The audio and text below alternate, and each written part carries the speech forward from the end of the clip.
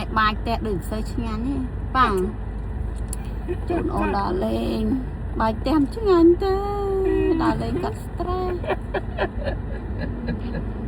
តែចង់ដើរលេង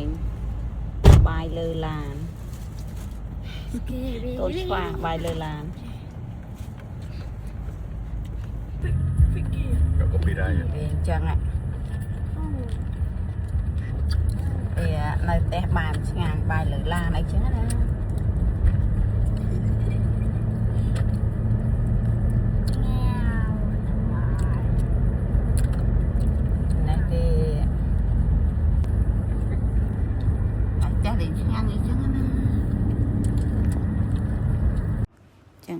នៅពេលដែលយើង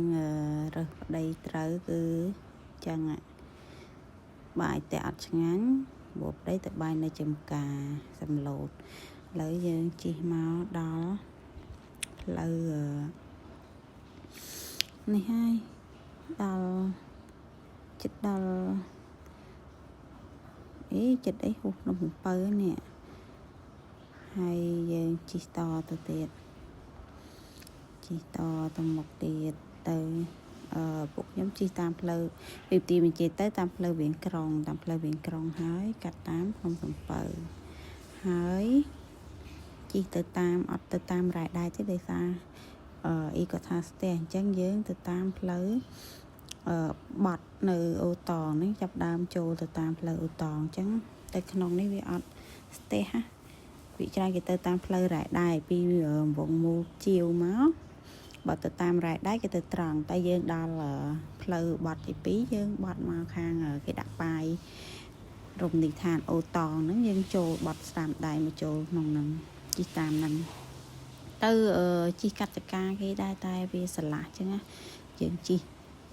ហើយទេសភាពគេស្អាតព្រៃភ្នំអីជិះក្នុងហ្នឹងអត់ប្រហែលជាមិនសូវមានអ្នកស្គាល់បានជាអត់សូវមានអ្នកមកហើយនេះខ្ញុំឈប់ចាំគ្នាគឺប្រាប់ផ្លូវទៅត្រង់នោះមិនមែនទេគឺយើងមកដល់ហ្នឹងគឺត្រូវបាត់ឆ្វេងដៃហើយចាំឡានប្អូនមួយទៀតដែលត្រូវមកអញ្ចឹងក៏ឈប់ចាំសិនថ្ងៃហ្នឹងទៅដូចជា6ឡានទាំងអស់គ្នា6-7ឡានណាហើយនេះនាំគ្នាឈប់ចាំប្អូនភាសាគ្នាសិនថតរូបពីវិបោះឥឡូវប្អូនមកហើយក៏បន្តដំណើរទៅមុខទៀតជិះទៅត្រង់ទៅទៀតណាតពីផ្លូវបាត់ហ្នឹងយើងទៅត្រង់កាច់បាត់ទៅត្រង់រហូតតមកដល់កន្លែងផ្លូវបំបែកឆ្វេងបែកស្ដាំគឺយើងនាំគ្នាបាត់ឆ្វេងឡើងទៅលើវិញបាត់ឆ្វេងដើម្បីកាត់ទៅរោសំឡូតចាស់ជិះផ្លូវរ៉ែដែកខ្សែអាទិត្យអញ្ចឹងមនុស្សមកច្រើនអញ្ចឹងវារៀងស្ទះរៀងចៀតអញ្ចឹងយើងខ្ជិលចាំយើងមកតាមផ្លូវចំការរមណីយដ្ឋានអូតងគេនឹងមកវាស្រួលឥឡូវយើងមកដល់ទឹកដីសំឡូតហ្នឹងមកជួបគ្នាវិញអ្នកឡើងមកជួបគ្នាអ្នកមកពីរ៉ែដែកហ្នឹងពីត្រង់គេមកពីរ៉ែដែកយើងឡើងទៅជួបគេឥឡូវចាប់ដើមបន្តគ្នាហើយពេលដែលជួបគ្នាមិនដឹងថាមនុស្សច្រើនជិះបន្តកតុយគ្នារហូតចឹងទៅហើយចាប់ដើមដល់ទឹកដីសំឡូតចាស់ហើយគឺទៅតាមរៀងខ្លួនអ្នកណាស្គាល់ចំការណាចូលចំការហ្នឹងចឹងណាតែនេះមកលេងអ្នកឡងរបស់មីងឥឡូវយើងដល់ផ្លូវចូលចំការគឺយើងបាត់ស្ដាំដៃចុះទៅក្នុងផ្លូវគ្រួសទៅក្នុងចំការជិះពីផ្លូវកស៊ូចុះទៅចំការហ្នឹងប្រហែល 4-5 គីឡូអីទីដឹងទៅដល់ចំការចូលទៅជ្រៅដែរហើយឥឡូវនេះគេនិយាយទៅអ្នកណាស្គាល់ចំការណាគាត់ចូលចំការហ្នឹងអញ្ចឹងណាតែយើងមានអ្នកស្គាល់ទៀតតែយើងទៅទៀតទៅការគាត់នៅរៀងក្នុងដែរនេះនៅសំឡូតចាស់អ្នកដន្លងរបស់អ្នកមីងអញ្ចឹងមកលេងជុំគ្នាអញ្ចឹងណាហើយឥឡូវមកដល់ចំការហើយនាំគ្នាបាត់ចុះចូលចំការគឺដាក់ឡានដាក់អី